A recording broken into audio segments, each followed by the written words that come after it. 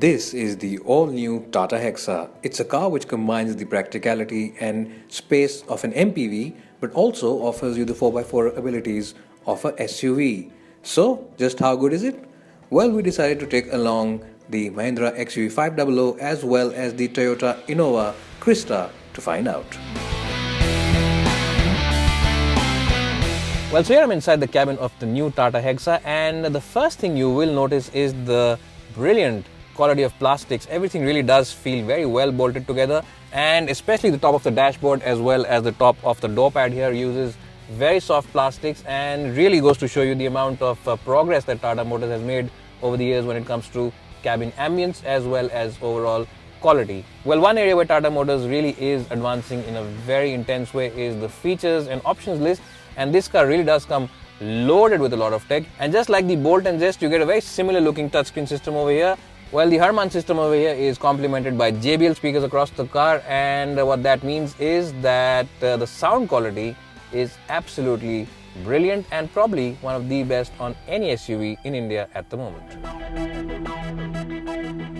Well, so here I'm inside the cabin of the Toyota Innova Crysta, and in terms of perceived quality levels, the Innova Crysta's cabin really is very good. In terms of design, this cabin is the best when you compare it with the Mahindra XUV as well as the Tata Hexa. When it comes to quality as well as features, it is a tie between the Tata Hexa as well as the Toyota Innova. Yes, Tata Motors really has moved up in terms of quality, and it can challenge the Innova now. But in terms of overall practicality, all these cars are very similar. You of course get one cup holder over here. You also get a big cubbyhole where you can keep your wallet as well as cell phone, and the door bins also in the Innova are large enough to house that big 1 litre bottle from your home. Well, so here I'm inside the cabin of the Mahindra XUV 500. Well, in terms of design in isolation, it's a pretty good design. It still looks pretty sporty, and these dials really do look very youthful as well as energetic. But when you compare it with the Toyota Innova as well as the Tata Hexa, the cabin does look and feel a little outdated, and overall quality also is slightly behind both those cars. Well, not only is the XUV's perceived quality slightly behind the Hexa as well as the Innova, even the switchgear isn't as tactile to operate as those two cars. So yes, Mahindra does need to improve overall quality, and the ambience also is slightly behind the Innova as well as the Hexa. Well, one area where the XUV will impress you is in the overall features list, and this car really does come loaded. You also get a micro hybrid system, you also get a start-stop button, you also get a 7-inch screen which has good legibility, and this screen also doubles up as the viewfinder for the reverse parking camera.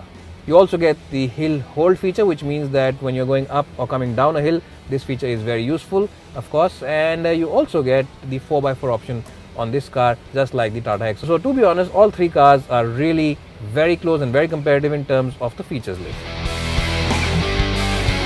Now, Tata Motors has really done a fantastic job in terms of comfort as well as luxury. Yes, the second row with the captain seats really feels very luxurious and does feel very upmarket as well as posh. And along with the Toyota Innova Crysta, I have to say that the Hexa second row and these captain seats are the best in the business. Well, and why do I say that? Well, because these seats offer you great support. They really feel like you are sitting at your home in a big and luxurious sofa. Well, so here I'm in the second row of the Innova Crysta seats, and as you can see, knee room is more than adequate. Headroom is massive as well. Well, so a lot of you will consider these three cars for the sheer comfort that they offer in the second row over here.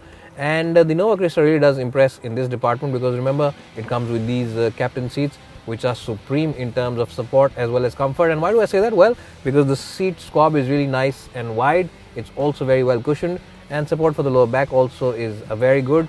And this car is definitely ahead of the Mahindra XUV 500 in terms of second row comfort. Well, so here I'm in the back seat of the Mahindra XUV 500, and as you can see, the floor panel here is completely flat, which means that whoever's sitting here has plenty of place to keep his feet, and it's generally a wide car at the back, which means that you can actually have 3 occupants over here for those long journeys, and they will come out of the car feeling as fresh as they got in it.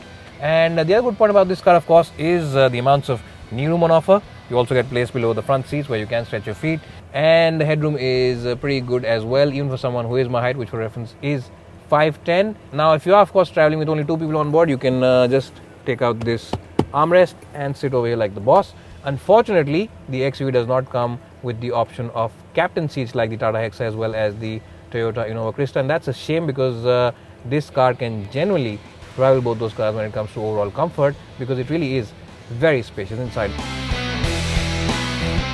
Well, so here I'm in the last row of the Hexa seats, and I have moved this seat all the way forward, and even then I have just about adequate room. I'm just sitting with my knee brushing up against the back rest of this seat over here. So what that means is that if you are around 5'9" or 5'10" or taller than that, then this is not the ideal place. But if you are about 5'6" or 5'5", then these seats should be okay over those long distances. But yes, anyone who is over that height will not really enjoy themselves over here. So good seats for kids as well as for young adults, but not for someone, as just mentioned, who is over 5'6". Well, so here I'm in the last row of the Toyota Innova Crysta seats, and as you can see, headroom is more than adequate. Kneeroom is pretty decent, and it is at par with the Tata Hexa and definitely ahead of the Mahindra XUV 500. So Toyota have done a decent job in terms of overall space over here. But if you are someone who is my height, which for reference is around 5'10", then you won't really enjoy sitting away for those long journeys. Well, so if you are someone who is about 5'5" or 5'6", you should be quite okay in these seats for short journeys. But for very long journeys, you won't really be very comfortable. So Toyota could have definitely done better in terms of the last row comfort. Well, so here I'm in the last row of the XUV seats, and these seats are a real disappointment for someone who is as tall as I am. Headroom is okay, but knee room, as you can see, is a big compromise, and these seats really are best left for small toddlers and for people who are roughly about 5 feet in their height, because sitting over here, you will definitely have joint pain on those long highway trips. So last row of the XUV's cabin is definitely behind the Toyota Innova Crysta as well as the Tata Hexa. Both those cars offer greater comfort as well as more space in the last row of seats. Well, so here I am driving the Mahindra XUV 500. Now this car, remember, comes with a 2.2 litre diesel engine as well as a 2 litre diesel engine. Now both the engines make an identical 140 bhp of power, but it is the torque which is slightly different in both these engines. The bigger engine makes about 330 Nm of torque, while the smaller one makes about 320 Nm. So it's about 10 Nm, which is really negligible. Well, the XUV suffers from very minimal turbo lag compared to the Tata Hexa as well as the Toyota Innova. And what does that mean? Well, essentially what that means is that this car feels a lot more lively to drive and feels a lot more responsive to throttle inputs when you're driving it in the city.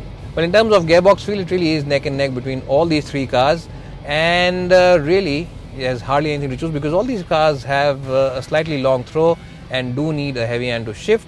That said, the Mahindra XUV's clutch is definitely a lot more lighter than the one on both the Tata Hexa as well as the Toyota Innova. But in terms of ride comfort, all these cars are very closely matched as well, and really all these three cars completely annihilate the surfaces below and pummel the worst road conditions. It's only the sharpest of sharp crevices which manage to filter inside the cabin.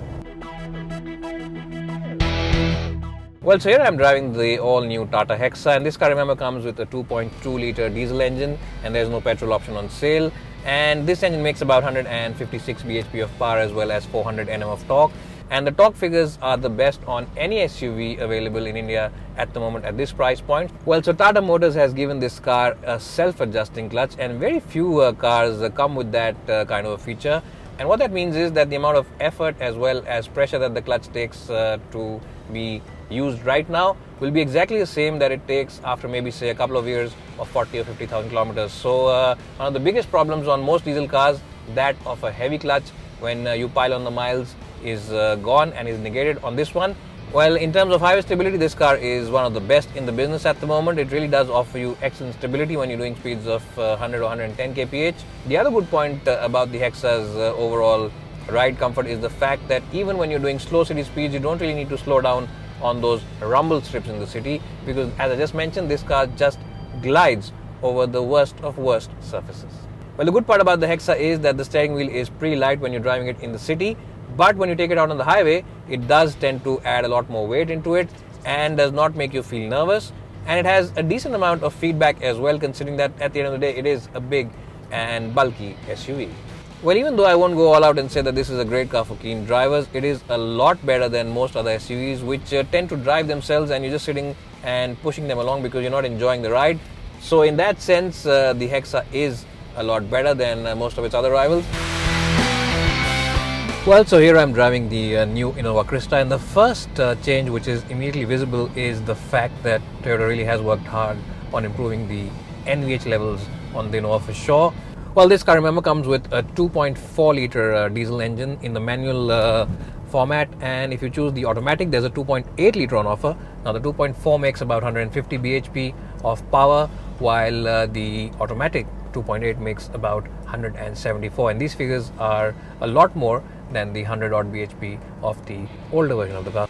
Well, on the highway, when you are doing speeds of about 80 or 90 kph and the engine is spinning at a relatively low 2200 rpm, there's very little which filters into the cabin, and you really are cruising on the highway, and this car feels very silent and very quiet, so it's a good long distance cruiser as well. This car feels supremely composed when you are doing highway speeds, and the suspension along with those chunky tires really does completely annihilate all the road undulations. It's only the very large crevices where you will have to slow this car down. Remember, it is a big and heavy car, and it's an MPV which is meant to transport people rather than to be on the track. So handling, yes, it is true that when you push it into corners there's a lot of body roll, but that said, the communication on the steering wheel is quite good. It offers you good feedback. Well, the shifts on the manual gearbox are quite acceptable, and the clutch also is acceptably light. Well, there's no denying that the Mahindra XUV is a good product in isolation, but that said, when you compare with both its rivals here, it does fall behind.